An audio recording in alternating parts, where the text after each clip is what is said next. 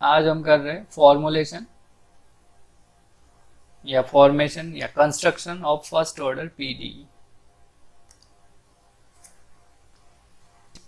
अगर आपको ध्यान हो, जब हमने फर्स्ट ऑर्डर डिफरेंशियल इक्वेशन का फॉर्मेशन किया था तो वहाँ पे हमारे पास क्या था, एक फंक्शन आ रहा था having the constant term c x. ठीक है, अगर मुझको इसका डिफरेंशियल इक्वेशन फाइंड आउट करना है या मैंने इसके रिस्पेक्ट में डिफरेंशियल इक्वेशन फाइंड आउट करना है, सो मैं क्या करता हूँ, eliminate this arbitrary constant c by the differentiating. So y dash करने पे मेरा क्या आया, यहाँ पे सी आया। सो सी की वैल्यू मैं इसमें पुट कर दूंगा। So y is equal to y dash x. So y dash x into y dash minus y is equal to 0. This is the required differential equation. Actually हमारे पास ये फंक्शन था, उससे हम गए थे डिफरेंशियल इक्वेशन में। नाउ सेम यहाँ पे भी construction of first order PDE. तो फर्स्ट ऑर्डर पीडीई किस फॉर्मेट का होता है, having ux and uy term. ठीक है, यही होगा having ux and uy term. इसमें मैं थोड़ा सा मेथड लिखा देता हूँ आपको कैसे सॉल्व करना है इसको। इसमें गिवन होगा आपके पास surface, because the differential equation are with two independent variable. ठीक है, तो यहाँ पे आपके पास कोई सरफेस आएगा, तो consider a surface given by, या कंसीडर ए सरफेस, कोई सरफेस हम कंसीडर कर लेते जो गिवन होगा, वो इस तरीके से होगा, function of x y z. मैं जेड भी ले सकता हूँ, यू भी ले सकता हूँ, आप बोल दो। अब जेड जो है यहाँ पे एज ए यू की तरह काम करेगा। आप जेड ले सकते हो, यू ले सकते हो। ठीक है, चलो जेड ही ले लेता हूँ। वेरिएबल चेंज होने से आप घबराना नहीं। वेयर ऑफकोर्स यहाँ पे जो जेड होगा, this is Z is the function of X comma Y. ठीक है, और where A B are the, where these are this and a and b are, these are the arbitrary constant। तो अब हमारे पास यहाँ पे फर्स्ट ऑर्डर पीडीए के पास जो सरफेस गिवन है इस तरीके का है, ये जिसके पास a और b arbitrary constant है और z is depending on the x, y, where x, y are independent variable। So first हमें क्या करना है, ए और बी को एलिमिनेट करना है from this equation 1। For eliminating we just differentiate this differential equation with respect to x and y partially. Of course अब partially हमें डिफरेंशिएट करना है। पार्शियली डिफरेंशिएट करने का मतलब ये होता है, इफ वी हैव, मैं जस्ट बता दूं, if we have suppose sine a x plus b y, ध्यान से देखना, अगर ये मेरा z फंक्शन है कोई sine a x plus b y, तो मैं पार्शियली डेरिवेटिव कर रहा हूँ सपोज x के रिस्पेक्ट में। It means we are differentiating this function या surface with respect to x only. ठीक है, पार्शियल का मतलब x, यानी अदर जो टर्म होगा एज ए कांस्टेंट रेट होगा। तो साइन एक्स का del z over del x का डिफरेंशिएट करना है आपको, तो ये क्या हो जाएगा, साइन का कॉस हो जाएगा, of course sine cos a x plus b y, and इसका डेरिवेटिव चेन रूल लगा रहा हूँ मैं, रूल सेम वही होंगे, ए इंटू एक्स, एक्स के रिस्पेक्ट में तो ए इंटू वन, दूसरा वाला जो टर्म आएगा वो 0 बन जाएगा। ठीक है, क्योंकि y is treated as a constant variable if we are doing the partially derivative। ठीक है, सो आपका ये जो आएगा a cos ax plus b y.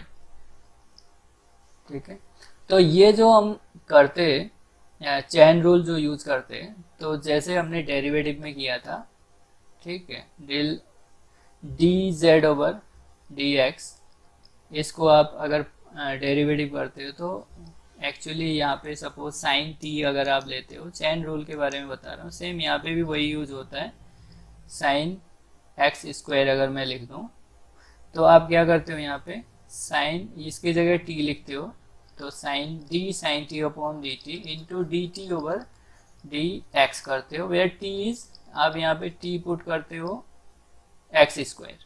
ठीक है, तो सेम यहाँ पे भी हमने चेन रूल ही यूज किया है, तो साइन का कॉस हो गया cos t into d t over d x, t की वैल्यू ये आपने पुट की है यहाँ पे a x plus b y, तो d t over d x means d over d x a x plus b y का derivative करना है एक्स के रिस्पेक्ट में, तो वो 1 आ जाएगा और दूसरा कांस्टेंट 0 हो जाएगा, तो यहाँ पे ये लिख सकते हो। ठीक है, पार्शियल का मतलब ये होता है। सिमिलरली y के रिस्पेक्ट में करोगे तो x can be treated as a constant term. मुझे क्या करना है, फॉर्मेशन करना है एक्चुअली में construction of the first order PDE. So given इस फॉर्मेट का होगा। So first we have to eliminate this constant, arbitrary constant a and b. For eliminating this a and b, we must do partially differential equation one with respect to x and y. Partially देखो partially differentiate करना है, ऐसा नहीं कि आप d वैसे लिखो del f over del x and del f over del y करना है, because we have to eliminate a and b. एक एग्जाम्पल लेंगे उसके थ्रू भी समझेंगे आप। पार्शियली डिफरेंशिएट ए और बी को एलिमिनेट करना है, इसके लिए हमें इस इक्वेशन 1 को x और y के रिस्पेक्ट में पार्शियली डिफरेंशिएट करना है with respect to for eliminating a and b from equation 1। तो a और b को एलिमिनेट करने के लिए हम एक्चुअली ये करते हैं। सो हमें क्या करना है, just del f over del x equals to 0 and del f over del y equals to 0। इसको डिफरेंशिएट करूँगा पार्शियली, तो मेरा यही होगा। आपको देखना जस्ट ये स्टेप में जो लिखा रहा हूँ ये ध्यान रखना है, और करना जो है प्रॉब्लम में है आपको, ये याद नहीं रखना है, जस्ट स्टेप आप ये स्टेप है ये समझ लो। जैसे ही मैं ये करूँगा तो हमारे पास यहाँ से एक इक्वेशन ये मिलेगी, ठीक है, एक ये और ये एक ये, 3 इक्वेशन मिलेंगे। एक तो ये ऑलरेडी है ही यहाँ पे ए और बी में, del f over del x equals to 0, del f over del y equals to 0। ठीक है, तो जब आप इसको एलिमिनेट करोगे तो आप देखोगे यहाँ पे आपको p यानी del f over del x एक वैल्यू मिलेगा, यानी del z over del x value मिलेगी यहाँ पे कोई, और सिमिलरली आपको यहाँ पे भी कोई del z over del y ये वैल्यू मिलेगी, क्योंकि अब यहाँ पे हमने डिपेंडेंट वेरिएबल जो जेड लिख रखा है। तो इसके बाद कांस्टेंट एलिमिनेट करने के लिए फर्स्ट हमें क्या करना है, partial derivative with respect to x and partial derivative with respect to y equation 1 को। जैसे पार्शियल डेरिवेटिव करेंगे हमें zx और zy टाइप का एक डेरिवेटिव से मिलेंगे। ठीक है, तो जैसे ही इसको हम सॉल्व करेंगे और a और b को एलिमिनेट करेंगे, बस एलिमिनेट करने के बाद हमारे पास एक सॉल्यूशन आ जाएगा। वो किस फॉर्म में होगा, जिसमें एक्स वाई जेड होगा और जेड एक्स और जेड वाई मतलब del z over del x और del z over del y type के वेरिएबल्स होंगे। ठीक है, डेरिवेटिव्स और वेरिएबल्स होंगे। Differential equation involving the derivatives and independent variables, जो हमारा बन के आएगा उसी को हम कहेंगे भाई यही इसका सॉल्यूशन है। बस हमें यहाँ तक एलिमिनेट करना है। अभी एक एग्जांपल भी हम करेंगे। एलिमिनेट करने के बाद, एलिमिनेट करने के लिए हमें क्या करना है, बस del f over del x is equal to 0, del f over del y equal to 0 करना है, यानी इसको डिफरेंशिएट करना है इस इक्वेशन 1 को। तो हम क्या कहेंगे, वी गेट एक फंक्शन मिलेगा हमें नया, कैपिटल एफ कर देते हैं, जिसको एक्स वाई, जिसमें एक्स वाई होगा, जेड होगा and z x and z y. Is equal to 0, या आप इसको ऐसे भी लिख सकते हो x y z p and q type का होगा। ठीक है, ये दो एक ही बात है, इसको नाम दे दो 2। So this is the required first order PD. So हमें क्या मिला, सरफेस से हम क्या गए, हमने बनाया पीडी, सरफेस हमारे पास है, हमने बनाया पीडी। सो यहाँ पे हियर जैसे डिफरेंशियल इक्वेशन में, ऑर्डिनरी डिफरेंशियल इक्वेशन में हम क्या कर रहे थे, सॉल्यूशन को क्या कहते थे, if there is a solution involving arbitrary constant, this solution is called a general solution. तो यहाँ पे भी सेम वही है, द सरफेस वन मीन्स ये equation 1, this surface 1 is called, इसी को हम कहते हैं कॉल्ड जनरल सॉल्यूशन, या अब यहाँ पे हम इसके लिए यूज करेंगे नाम कंप्लीट। ठीक है, जनरल सॉल्यूशन के लिए यूज करेंगे हम कंप्लीट सॉल्यूशन। ठीक, या इसको हम कह सकते हैं complete integral of this surface 1 is complete solution of equation 2। ये डिफरेंशियल इक्वेशन है, इसका वो कंप्लीट सॉल्यूशन है। ठीक है, and surface 1 can be written as, इसको आप लिख सकते हो as z equals to f of x y a b. देखो इसको, जो ये हमारा ये फंक्शन था x y comma z comma a comma b, तो ये z के फॉर्म में, z एक साइड में रख के x और y के फॉर्म में आप लिख सकते हो इसको, जैसे हमने उसमें इम्प्लिसिट और एक्सप्लिसिट फॉर्म लिखा था, सेम उसी तरीके से हम लिख सकते हैं सरफेस 1 को। तो एक प्रॉब्लम कर लेते हैं इससे रिलेटेड क्वेश्चन बनते हैं, ध्यान रखना। Example, find PD for x square plus y square plus z minus c square is equal to r square, where z equals to function of x comma y। हमें given है ये surface, so we have to find the PD for this surface. तो ये equation 1 कर दो इसको। अब हमें क्या करना है, फर्स्ट हमारा टास्क क्या है, eliminate this c and r, where c and r the arbitrary constant. c and r जो है यहाँ पे आर्बिट्ररी कांस्टेंट है, हमें इन दोनों को एलिमिनेट करना है किसी भी तरीके से। ठीक, किसी भी तरीके से। देखो ध्यान रहे, जब भी हमने ये किया, देखो एक इक्वेशन ये ऑलरेडी थी, अब हो सकता है यहाँ से मुझे b की वैल्यू मिले, यहाँ से a की वैल्यू मिले, तो a और b की वैल्यू मैं 1 में रख के भी निकाल सकता हूँ।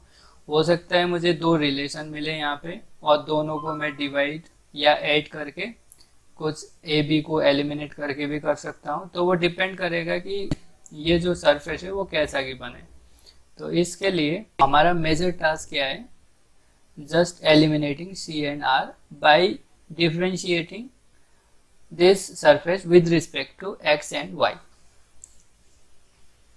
सो differentiating this equation 1 with respect to x and y partially, of course partially differentiate करना है, ध्यान रहे। तो इक्वेशन 1 को पहले x के रिस्पेक्ट में करता हूँ मैं, फिर y के रिस्पेक्ट में। देखो, और z, ध्यान रहे, z is the dependent variable which is depending on x and y।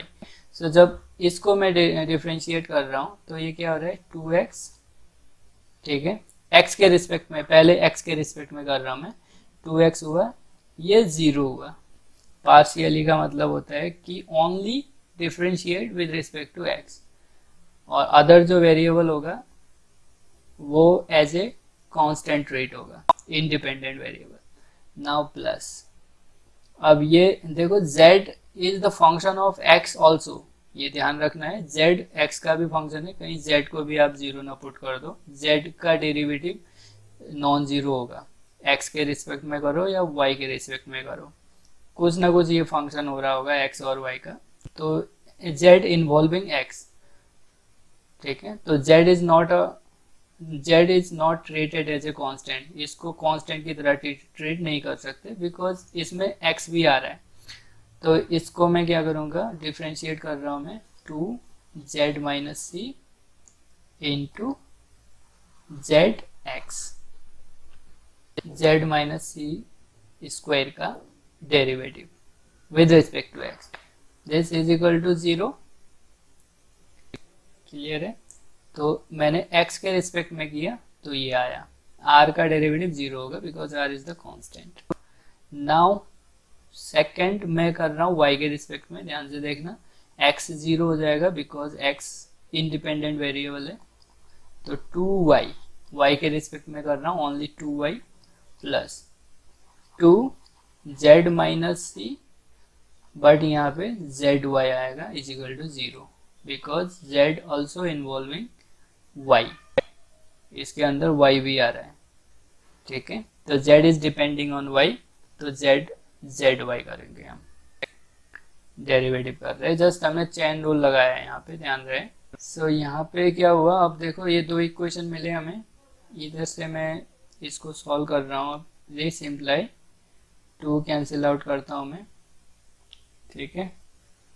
तो मैं इसको लिख सकता हूँ x is equal to minus Z minus C Z x, और ये मेरा 2 भी कैंसिल आउट कर रहा हूँ, y is equal to minus Z minus C Z Y. देखो मुझे अब r तो एलिमिनेट हो चुका है, c एलिमिनेट करना है। सपोज दिस इज a और दिस इज b, दो इक्वेशन है a b। अब देखो a अपॉन b करूँगा तो ये पूरा हमारा कट जाएगा, तो हमें किसी भी हालत में c को एलिमिनेट करना है। सो जैसे मैंने इसको सॉल्व किया इन दोनों इक्वेशन को, तो ये क्या बना, जस्ट a अपॉन b कर रहा हूँ, तो ये क्या हुआ, x upon y, this imply x upon y is equal to zx upon zy। So zx upon zy मतलब p अपॉन q आप लिख सकते हो, स्टैंडर्ड नोटेशन है।